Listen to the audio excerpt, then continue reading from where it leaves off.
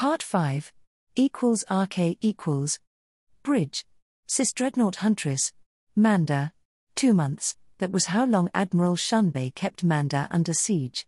The Bith had seen some insanity before, during his long and successful career as trade captain, but this Manda was a trade hub. Reasonably peaceful despite its location, too close to hut space for comfort. The local SDF was supposed to be competent, but that was it. Nothing he had experienced, nor anything intelligence could gather prepared him for the truth. The locals were crinking fanatics ready to ram his own ships when their own were crewed by actually people. That was what broke his first assault upon the system. He lost 4 battleships to ramming attacks with more incoming. After that, an increasing number of GAR fleet elements arrived, often escorting the tattered remains of other SDFs fleeing from systems where Bey's colleagues were more successful. His second heavy assault faltered too when the Republic clones turned to be crazy too. That's why he settled onto an attrition strategy. Why waste ships when you can force the enemy you had cut from any meaningful support to expend their consumables, especially when they had to run a gauntlet to supply their friends at Rishi?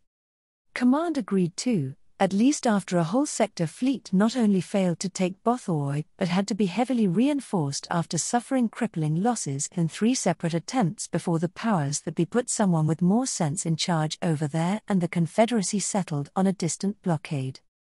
The plan worked too, even if Republic forces somehow managed to fight their way all the way up to Rishi and force the Confederate fleet there to flee. That didn't happen before a significant number of enemy ships were crippled or destroyed. That news came along with a confirmation that the GAR elements trapped at Rishi ran out of ammunition at the end. That little nugget of information combined with a number of mostly intact ships fleeing to Manda after their defeat led Bey to his current course of action.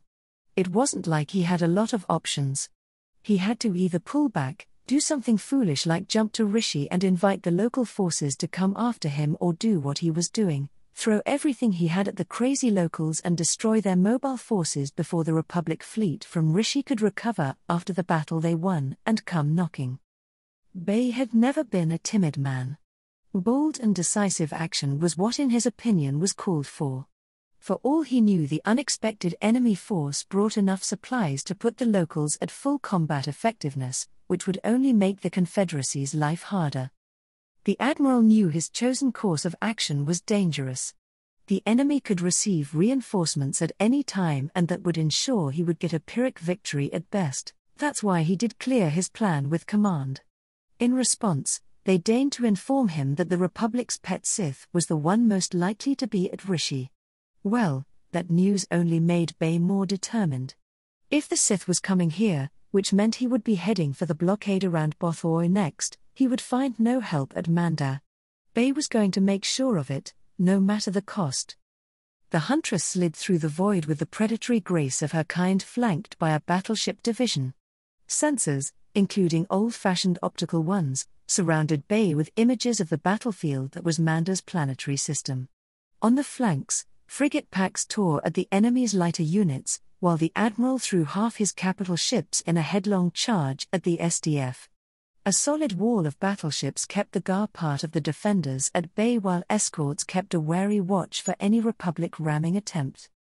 Bey's flagship battered her way through a debris field, all that was left of the enemy's lead elements and the vanguard of the Confederate forces that he threw at them without remorse. It wasn't like there were crews on those ships he should care about. His own side was almost exclusively manned by expendable droids, usually flying expendable ships. The Republic was little better with their clones. Were they anything but organic machines? That only left the locals, who were certifiably insane, and blowing up those maniacs was simply a service to any sane spacer in the galaxy. Still, they couldn't help but wince when one of the holographic windows surrounding him showed a close-in view of a sheared-in-half Venator and hundreds of broken bodies drifting frozen around the hulk. One of them, little more than a twisted torso ending in a burned-out ruin, found itself in the way of the Huntress. The corpse didn't even leave a smear as the dreadnought armored prowl ran it over. The familiar chatter of the droids that made his bridge crew didn't falter, not that it would have mattered to those machines even if they paid any attention to the gruesome field they just flew through. "We are in range," Firing. A droid announced. Roger, Roger, another agreed. The Huntress released a full alpha strike upon a distant locally built cruiser. The sheer volume of fire made the ship tremble despite all the recoil compensators, her sheer mass and the inertial dampeners keeping little fragile things like the crew, organic and synthetic alike, from becoming smears upon the nearest bulkheads. To its credit, the dreadnought's target survived her initial attention. However, that rapidly changed when two of Huntress' consorts sent heavy barrages of their own. The cruiser was quite far yet, distant enough that wild evasive maneuvers were of some utility, and a third of the outgoing firepower did miss. That, which hit, was enough to fry the ship's shields, leaving it open for Huntress' next salvo. The cruiser staggered when a hail of turbolaser fire slammed into it and bright explosions engulfed it. Return fire rained upon the dreadnought's shields, which held for the time being. Despite that, one of the battleships accelerated even faster and began slowly moving in front of the Huntress, thus giving her time to recover. The Luckrey Hulk did have stronger shields and a lot more armor. That one was a purpose-built warship, not a mere trader converted as a man of war. Bay glanced wishfully at the droids who actually ran the battle. He was the admiral. He already gave his orders, and now he was a passenger on his own ship unless or until the machines messed up and he had to correct by issuing new instructions. This was so unlike being a captain. The hands-off approach ill-suited his temperament. Keeping himself from micromanaging when it wasn't necessary was one of the hardest lessons he had to learn after his promotion. The Huntress emerged from her consort's shadow with replenished shields and weapons ready for another alpha strike, which soon landed upon a banged-up Venator squeaking the IFF of the local SDF. Her first target was already gone. It was an expanding sphere of burning gas and glowing debris. The Venator's shields were already gone, and the Huntress barrage scoured its upper surface and even sheared off the command tower, sending it flying in the path of a frigate that flew dangerously close to the ship it was supposed to escort. The resulting impact sent the smaller craft spinning out of control with its port side ruined. Soon that Venator was breaking up by out-of-control internal explosions, and Bay's flag moved her attention upon her next victim. At the same time, the other half of the Admiral's capital ships were pressing the GAR elements hard. They were pushing the Republic ships farther and farther from their local friends, which ultimately meant they were going to get defeated in detail. Bay did have the numbers to win. It was just until the Sith came to Rishi neither he nor command deemed it worth it to actually spend the resources needed to take out the enemy at Mandar the hard way. Forcing them to exhaust their supplies first was deemed the prudent and cheaper course of action. The proof of that sentiment littered the battlefield. Bay had already lost 40 munificents and 15 recusant light destroyers, along with a pair of damaged Luckrey hulks forced to pull back or risked destruction. At least the enemy was faring worse. 3/4 of the Republic escorts were simply gone, with the rest keeping close to the enemy and often hiding in their shadows. 10 Republic cruisers of various types died in their vanguard, with more accumulating damage or simply blowing up under the remorseless Confederate onslaught. Damaged ships are to form up along those 2 Luckrey hulks and go after any industrial or logistics targets that become vulnerable. They're not to risk engagement with enemy mobile forces or fixed defenses. The rest of the fleet will deal with those. Bay gave possible the last order he would need before the battle was won. He grumbled in frustration and tried to get himself more comfortable in his seat. At least the sensor feeds showed some very pretty fireworks, something he as a former starship captain he never thought he could ever enjoy. The things a man learns about himself in the middle of a war. RK equals Part 6 RK equals Bridge.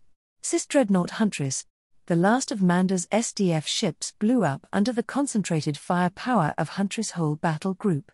Behind the elements of the fleet under Admiral Bay's direct command, a colorful group of damaged Confederate ships flew at a sedate pace due to battle damage, yet that didn't prevent them from annihilating any piece of orbital industry, space station or supply depot that entered their range.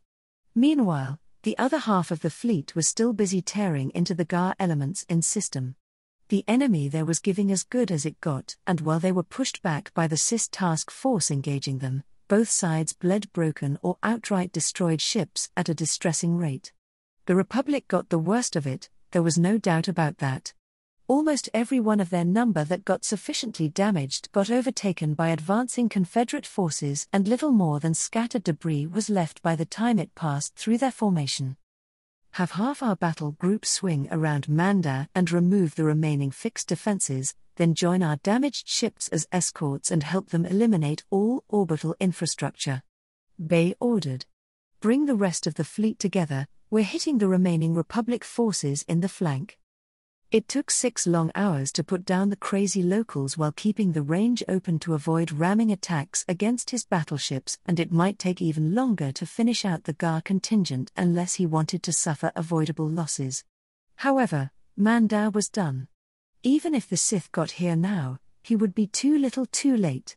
Considering that there was no sign of enemy reinforcements, Bay was becoming more and more certain that either the enemy general wasn't coming here or he paused to resupply the Rishi garrison and perhaps take some of those ships with him. That wasn't exactly ideal, it meant that when the enemy actually came, they would be a tough nut to crack. Perhaps too tough, forcing Bay to abandon Manda, though in that case he would wish the Republic good luck with retaking a crippled, defenseless system. Most importantly, the crazy locals were no longer a threat. Their fleet, crewed by insane lunatics, was finally gone, and the fixed defenses, which might be manned by more crazies, would soon be reduced to space dust. 5 minutes of tense waiting and watching the ongoing battle later, Bay's task force reformed and had calculated a jump to bring them on the Republic's flank. Targeting pattern Kilo 6. Jump. The Admiral ordered. A short hyperspace transition later and the GAR battle group was hopelessly outnumbered. Yet, the bastards didn't break, nor did they run. Instead, they stood their ground and the fighting grew even more vicious, if that was even possible. Bay thought about it and then he connected the dots. The enemy's commander had to believe that the survivors from Rishi came here victorious, despite arriving in small groups over the course of hours. If that was the case, then as far as the Republic forces here knew, there was no escape for them. There was powerful Confederate presence at any of the hyperlanes they could hope to reach, and running in deep space, they might not even have the supplies left to risk such a stunt. That was actually good. If the enemy managed to break contact and run to Rishi, then the Confederacy would need to deal with them another day, possibly when they didn't have such large local material superiority. The battle continued on and on for hours. Bay's fleet bled broken ships that went to join their wounded compatriots at Manda, and the Republic force continued to die under the relentless Confederate onslaught. It was only then that the droid stuck monitoring the sensors raised an alarm. Multiple hyperspace events. Arrival vectors indicate Rishi as origin point. Scanning for IFFs and ship types. Stand by. They're here then. Have TK-260 disengage and intercept the enemy reinforcements. The rest of the fleet will engage the enemy in front of us more closely. Give me a breakdown of the new arrivals ASAP. Bay ordered. Couldn't the Sith waited a bit longer? The Huntress and her consorts accelerated and flew for the throats of their enemies, followed by the test of their task force. On their flank, TK's forces decelerated sharply and began turning to face the newcomers. 31 frigate class. 41 cruisers, primary Venator class. 7 acclamator assault ships. The sensor operator reported. That's a lot of tonnage. Bay grumbled. They would have had time to effect what repairs they could, and he had no doubt Vale was bringing the most intact Republic ships that survived their victory at Rishi. After the losses he suffered to gut the local forces, he was far from confident he could cause enough damage to that new enemy force to be worth it seeing his command get gutted further. However, he was going to finish off the local GAR contingent before leaving. He had to engage Vale's force with a rear guard too to ensure his damaged ship made it out of the system safely too. That's why he cut off the orders for TK-260. =RK= CIC. Republic cruiser Shining Light. Manda. The tactical plot updated to reveal an unwelcome sight. Manda was in separatist hands. The only exception was a Republic battle group that was in the process of being slowly but surely overwhelmed by 4 times their numbers of separatist ships. There were more enemies in the system. One large blob of slowly moving ships that appeared to be damaged but operational enough to trash what was left of the local spaceborne industry, while another smaller group was busy dismantling Manda's fixed defenses. Admiral Tigellinus, take your command and hit the enemy cripples. Admiral Holt, you're engaging the separatist force that is decelerating sharply and turning our way. The rest of the fleet, we're bypassing that group and going to aid our remaining forces in system. My orders weren't ideal. They would lead to otherwise avoidable losses, however, if we kept concentrated, while we could easily handle that rearguard the enemy was throwing at us, but at the price of losing what was left of our local forces and allowing a lot of damaged separatist ships to flee unmolested. Every one of those that got away would be one more we would have to deal with at a later date, a less than ideal scenario. Rufan's and Joanna's battle groups separated from our fleet's formation. My own task force dived so we could get to a vector for hyperspace insertion that would bypass the enemy rearguard. The hyperspace calculations were ready, and the hyperdrives cooled down to a safe level just in time for us to slip through under the enemy rearguard before they could block our approach vectors with their bulk. It took them too long to disengage, decelerate and turn away from the GAR force they were bearing upon. Well, they did do so just in time to run right into Joanna's task force, and a vicious firefight erupted between the two. Tigellinus actually jumped away a few seconds before us, and by the time we appeared in the rear of the enemy who continued to engage our comrades here, he was already striking the separatist cripples, which unfortunately played it smart and scattered it at all directions. It was unfortunate we didn't have the numbers to chase them all down. That bastard knows what they're doing, I told myself. On the tactical plot it became clear that the enemy commander was on the top of their game. They had the rear third of their force decelerate at a dangerous pace and turn to engage my force. They couldn't stop us, not enough numbers nor firepower for that, but unless we slowed down too, we were going to run right through their formation, allowing for ramming attempts. What was worse, we weren't going to be able to blow them all up unless we decelerated too, which was going to let the enemy commander hit the local GAR units hard. Unless I missed my guess, he was going to just kept on going and flee into hyperspace after that.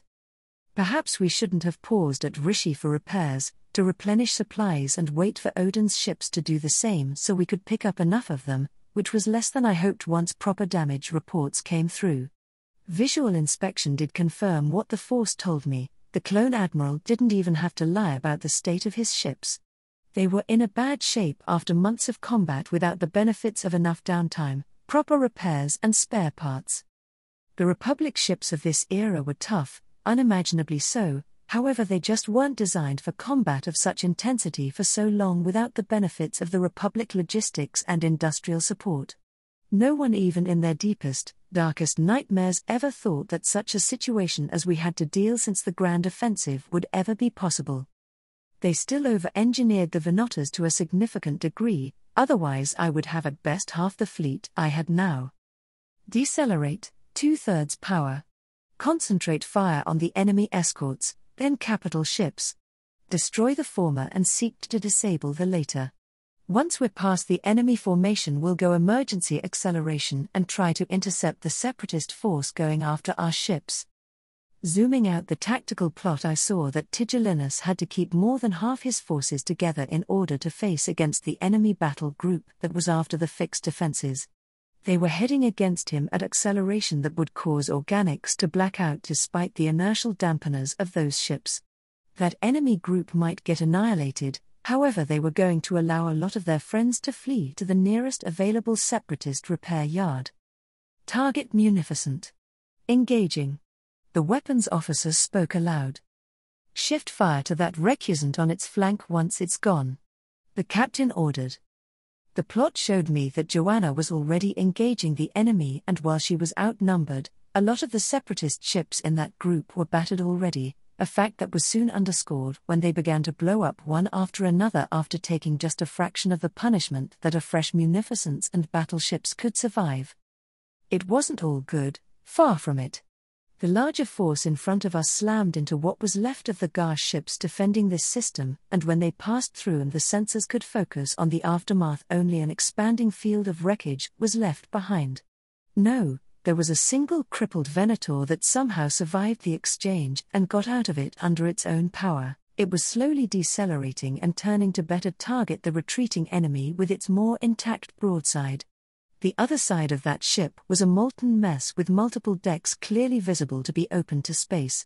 Its whole port side was stripped of weapons and armor alike, and it was a small miracle that the cruiser was still operational.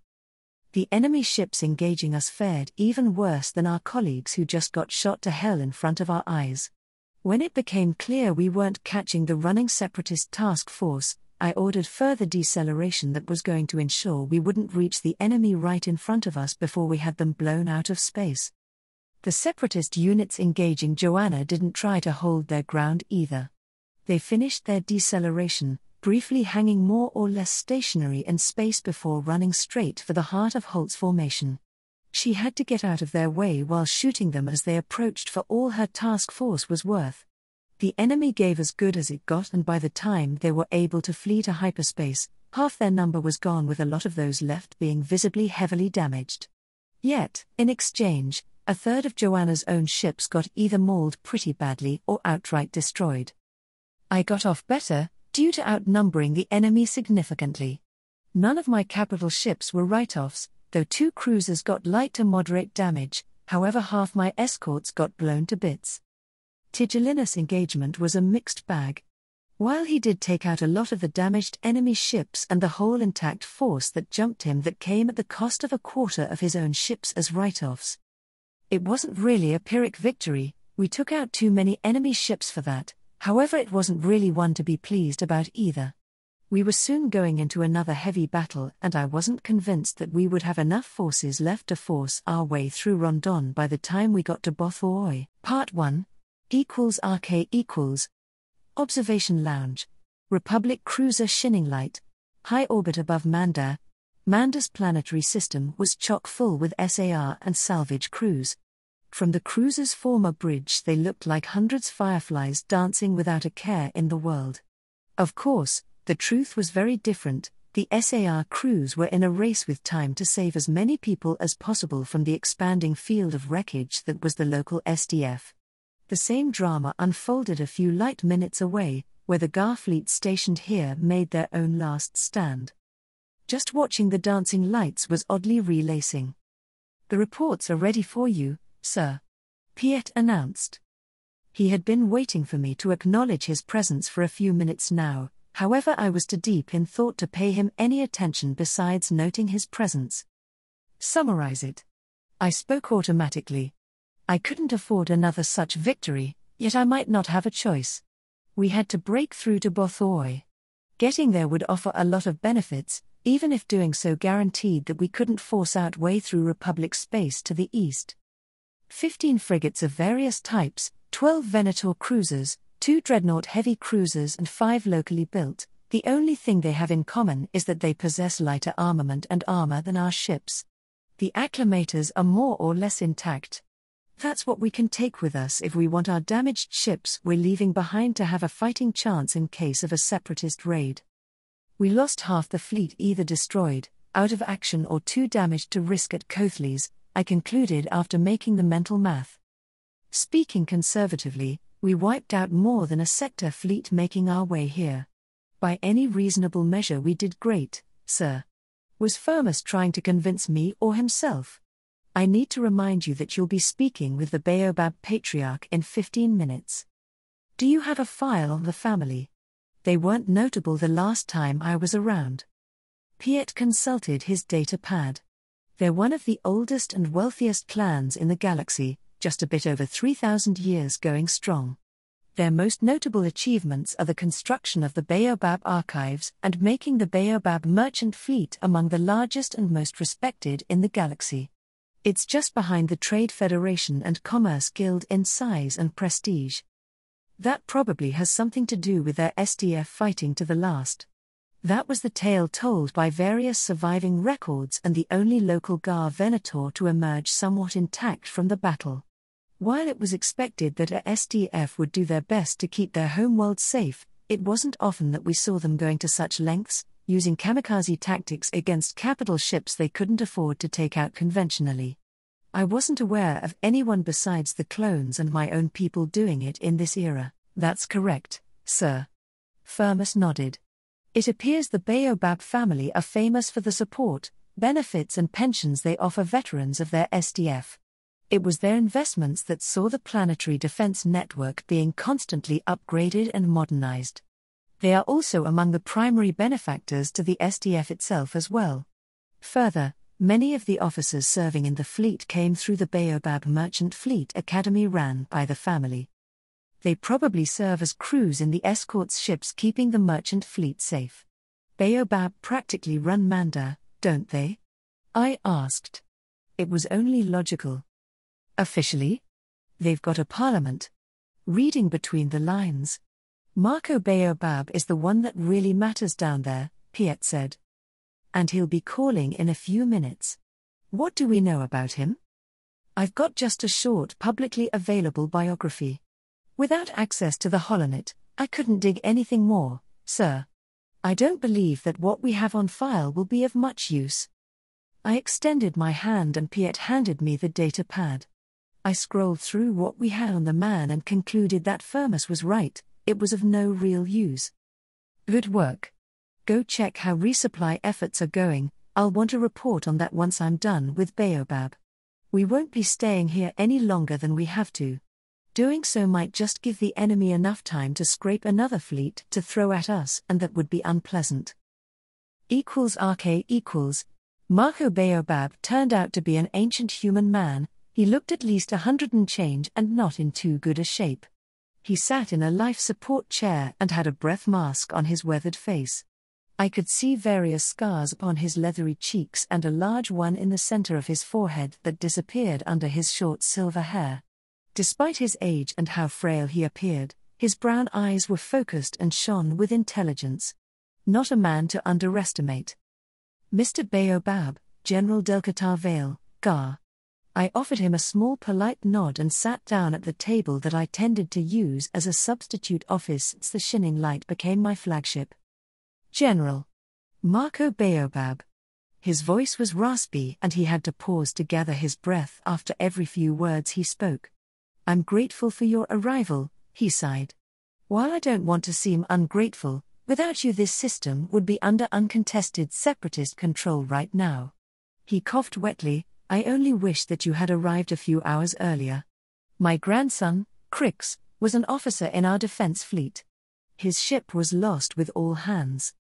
That was less than ideal, especially if the old man decided that I shared some blame for the death of his descendant. Technically that might even be true, we could have come here earlier, though that would have been with ships that haven't received emergency repairs, didn't have full combat loads of ammunition, not to mention that almost a fourth of the fleet would have been left back while it replenished its ammo stocks. Arriving earlier, it might have been enough to make a difference. Or not. It wouldn't be until we could build a comprehensive picture of how the battle went before I could say for sure. The truth was that we did catch the enemy out of position and that allowed us to hit them fast and hard on our terms. If we had to fight the same number of ships, in the same condition we found them but as a cohesive whole, I would have needed to use battle meditation to emerge victorious without suffering even worse losses, and that was the best case scenario. The truth was we underestimated how many ships the enemy would have at Manda. I don't think Oren lied, probably the Sis reinforced this place. It's the last time he heard from this system. My condolences. The empty platitude slid down my tongue in a way that made it seem genuine. Appreciated. What do you intend to do now, General? At this time Manda is defenseless. I must implore you to defend our world. I'm afraid that is impossible, Master Baobab. As soon as emergency repairs are complete and our supplies replenished, we're heading towards Kothles. However, we won't leave you totally defenseless. We're leaving behind our most damaged ships along with a small battle group to act as deterrent against separatist raids. Once we reach Bothoi, I will speak with our forces there on your behind and do my best to ensure Manda is reinforced.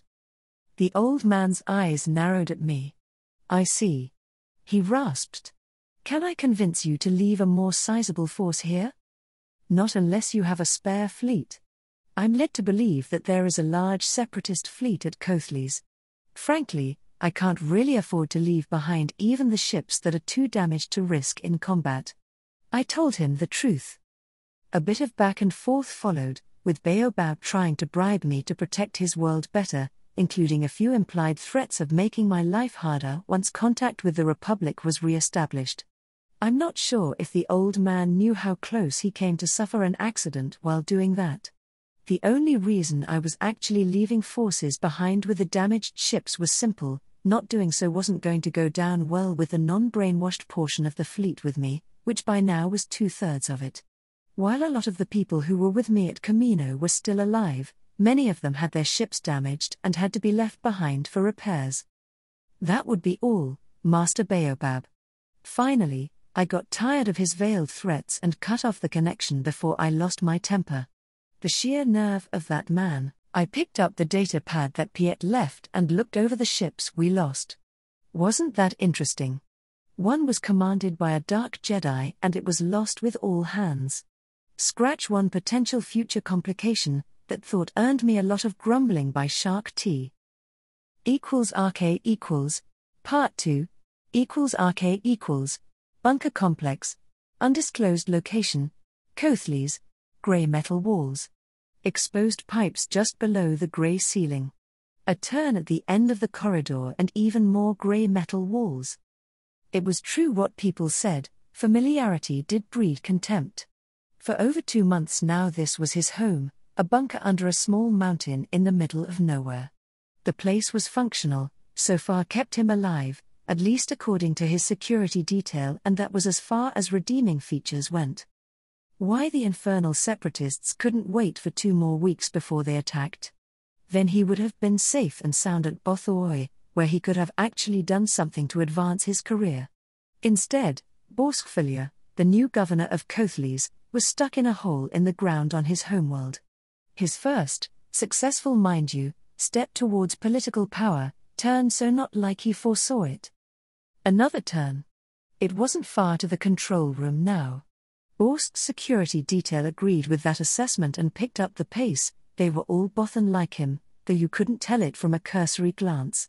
Where Filia wore an expensive suit in deep green color with lapels embroidered in brown tribal markings, his guard were clad from head to toe in combat armor infused with smart paint that shifted to take the cover and texture of any nearby surface. It was expensive, however stealth capabilities were never something the Bothan would skim on, no matter if it was about their military or the Bothan spy network. One more turn and they were there. At the end of that corridor stood massive armored doors that led into the command center, complete with 8 armed to the teeth, literally, Bothans. A minute to pass through security and the vault-like entrance opened to reveal a cavern-like chamber full with rows upon rows of terminals, which were manned day and night, all the time since the war began. Borsk walked inside and his security detail peeled off to take positions next to the entrance. At least that was what he sorely wished they would do at least one damn time, but no, the whole group of walking tin cans continued to surround him even as he went to meet his most senior military officer. That worthy was an old greying Bothan, which only gave his silver pelt a distinguished look that a lot of females dug. Not that Filia was jealous, with his hard-earned money and the prestige of being the governor, he had no trouble on that front. At least until the separatist came and he got stuck in this glorified hole. No, he wasn't bitter. Not at all. He would deny such an accusation to his dying breath. Borsk drew his clawed paw down his muzzle in a calming gesture. This wasn't the time nor the place for such thoughts. General Nerylm. Filia nodded respectfully to the old soldier. Governor. What's the emergency? It wasn't often that the old soldier called Borsk in the middle of the night, and it never bode well. The last time it was a separatist attempt to demolish the sensor array set in the middle of the asteroid ring surrounding Coathleys, that provided the defenders with real-time information of not only everything that happened in the system but every hyperspace event in 50 light-year radius. That field was something that Borsk would be forever thankful for. It was so full with minefields, traps and weapon emplacements that he often wondered if there were more of those that asteroids in there. It was that field and Kothli's 3 moons, and the heavy weapon emplacements there that prevented the separatists from successfully invading his homeworld. They did try though, and as of his last briefing, they held 2/3 of the farthest moon. That was what they had to show for after months-long siege. Keeping the enemy at bay was by no means cheap. Half the SDF was gone by now, with about half again of what was left damaged to various extent. The toll upon the fighter wings in the asteroid field didn't bear thinking about. That was the one terrain small craft were still effective in, and the separatists weren't shy of sending whole swarms in their constant attempts to sweep the defenses from that area. Neryln pointed a claw at the main hollow tank built in the far wall. It was projecting a huge image of the system above the heads of the technicians below them. At a first glance, Borsk couldn't see anything new. The separatist forces in the system were still divided in 4 task forces, each large enough to crush what the SDF had left in open combat. They were above the plane of the system, patrolling at vectors that would allow them to reinforce each other or intercept anyone coming with supplies for Kothli's. Due to stellar geometry, anyone who wanted to reach the planet had to exit hyperspace outside the asteroid field and travel in real space from there. While that wasn't ideal from economic standpoint, it made the 4th planet in the system a natural fortress, which combined with its hospitable biosphere and climate was one of the primary reasons why the Bothan chose that world as one of their 5th interstellar colonies. Where? Borsk began before biting off his words. There was a cluster of faint green dots at the edge of the system, light hours away from both the star and Kothli's. A dozen or so escorts and about 25 cruiser-weight ships. Profiles suggest Venotas and Agglomators with handful of others mixed in. The general gave Borsk a fanged smile. As you can see, Governor, they didn't come from Bothoi. Someone managed to fight their way to us. Filia's mind raced. This was an opportunity. Contact the homeworld as well as our new friends. If the separatist blockade could be broken, he would be able to claim at least some of the credit and get away from this hole in the ground. =RK equals CIC Republic Cruiser Shining Light, Kothli's Outer System. Keep trying to raise Bothoi. Keeping myself at least appear calm was proving a struggle. Granted, we were at extreme comm range from the Bothan homeworld, however, despite that we should have been able to call someone over there. Someone forgot to tell that to our comm gear. Was it built by the lowest bidder? When I came back to Coruscant, I would be having a chat with whoever made that shoddy piece of equipment. Try raising Kothli's 2 and use tight beam, I continued. Sir, I think Formation 3 noticed us. I'm getting energy spices from their location. Be ready to get us out of here at a moment's notice. We aren't engaging the separatist at 4-1 odds, in their favor if we can help it. I'm getting energy spikes from Formations 2 and 4-2. The sensor officer dutifully reported. That left just one, which was on the other side of the star from us and almost invisible. Get us out. I began ordering a jump to dark space, when the comm officer interrupted me. We're being hailed from Kothli's, a General Neryln and Governor Borsk Filia. Sent them our suggestion along with time of our next insertion and get us out. We entered hyperspace moments before a separatist task force that matched our fleet could jump in our collective faces. Once we were safely traveling away from Kothli's, I had time to wonder why the name Borsk Filia sounded familiar. I was sure I've heard it before.